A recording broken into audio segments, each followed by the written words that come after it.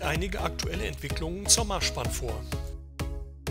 Die Standardzusammensetzung der Züge des Regionalexpress 6 auf der Marschbahn von Hamburg nach Westerland bilden seit einigen Jahren Dieselloks des Typs 245 sowie sogenannte Merit-Pair-Waggons, beides von Bombardier.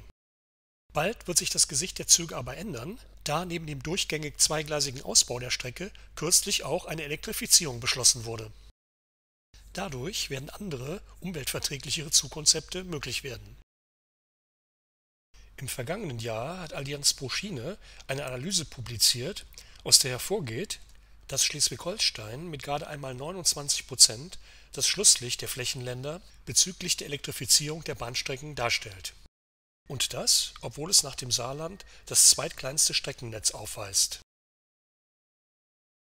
Nachdem 2019 bereits Bahnsteigverlängerungen in Morsum, Keitum und Klangsbüll vorgenommen wurden, betreffen die aktuell von Land und Bund geplanten Maßnahmen den zweigleisigen Ausbau der Strecke von Nübel nach Westerland, der bislang nur auf dem Hindenburgdamm und an Ausweichstellen besteht, sowie die fehlende Elektrifizierung der Strecke von Itzehoe nach Westerland.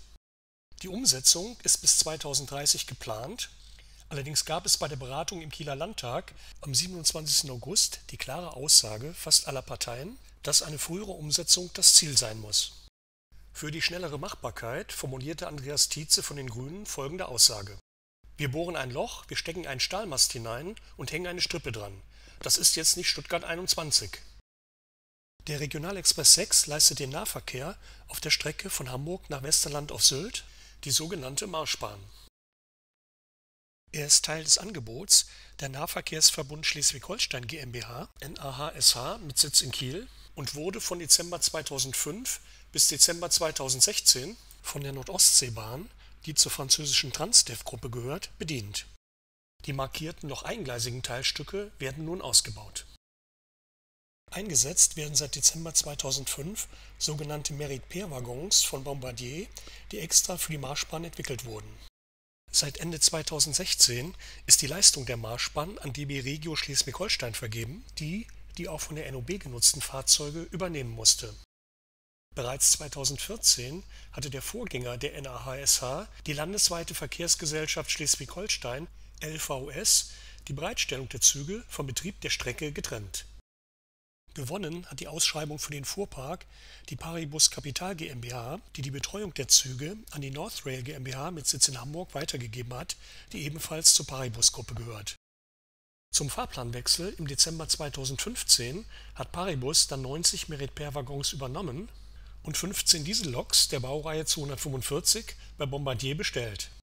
Für ein Jahr von Dezember 2015 bis 2016 fuhren diese dann für die Nordostseebahn, seitdem für die DB Regio. Probleme gab es in dieser Zeit sowohl mit den Loks als auch mit den Waggons. Aufgrund von Problemen mit der Kupplung wurden die 90 Waggons zeitweise außer Betrieb gesetzt. So kam es von Ende 2016 bis ins Jahr 2018 hinein zum Ersatzverkehr mit Reisezugwagen aus allen Teilen Deutschlands. Hier zu sehen Wagen des Schleswig-Holstein Express sowie N-Wagen in den Farben von National Express. Auch IC-Abteilwagen wurden eingesetzt. Die Merit-Pair-Wagen sind meist fest zusammengestellten Zügen zugeordnet und diese Marschbahngarnituren tragen die Zugnummern 1 bis 15. Zunächst waren die Wagen in den Farben der Nordostseebahn, weiß und blau, mit gelben Türen gehalten, sind aber nun in das Design des Nahverkehrsverbunds Schleswig-Holstein mit türkisfarbenen Türen überführt. Beheimatet sind die Merit-Pair-Wagen in Kiel, gewartet werden sie aber in Hamburg und Neumünster. Die Waggons sind moderne einstöckige Großraumwagen mit Niederflureinstieg, die ausschließlich auf der Marschbahn eingesetzt werden und für eine Höchstgeschwindigkeit von 160 Stundenkilometern zugelassen sind. Jeweils 2 Wagen bilden ein Paar und können nur in der Werkstatt getrennt werden. Einer der Wagen enthält die Energieversorgung, die den anderen mitversorgt.